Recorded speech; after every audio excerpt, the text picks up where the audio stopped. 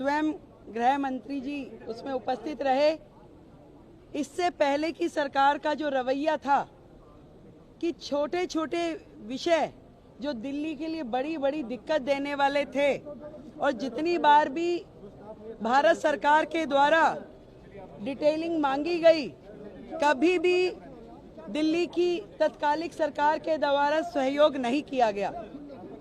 आज चाहे ट्रैफिक के वो पॉइंट जिन कारण से सड़कों पे ट्रैफिक रहता है, जल भराव होता है, कहां कहां पे किन किन चीज़ों को ठीक करने की आवश्यकता है, उसकी डिटेल डिस्कशन, वो कमेटियां जो शांति समितियां, थाना लेवल, डिस्ट्रिक्ट लेवल कमेटियों का गठन जो होना है, उस पर चर्चा की गई। जो प्रोसिक्यूशन और कलेक्टर ऑफिस की कानून व्यवस्था में भूमिका होती है, उस पर चर्चाएं हुई। जे क्लस्टर में घोषणा पत्र में जो हमने घोषणा की, उसमें पुलिस आउटफिट बनाने पे चर्चा की गई।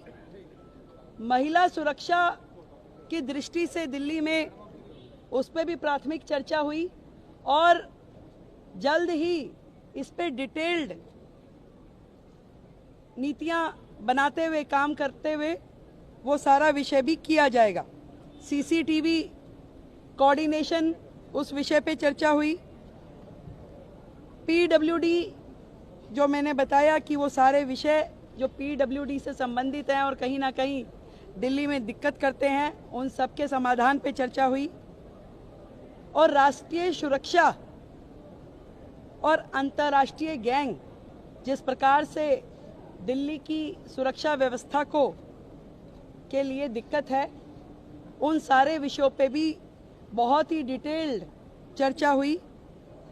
मैं इतना कह सकती हूँ कि एक डबल इंजन की सरकार जिस तरीके से काम कर रही है बाकी राज्यों में भी, अब से दिल्ली में भी डबल इंजन की सरकार का एक अलग चेहरा नजर आएगा जनता को, और वो सारे विषय जो समन्वय के साथ में दिल्ली में समाधान होना चाहिए, उन विषयों का समाधान होगा।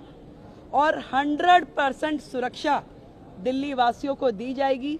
इस तरह की समन्वय बैठक लगभग मासिक बैठक के रूप में, मंथली रिव्यू बैठक ये रहेगी, और हर प्रकार से, चाहे वो ट्रैफिक ईज प्रोग्राम हो, चाहे जल भराव के बिंदु हो, या प्रोसिक्यूशन इत्यादि के मामले हैं, इन सारे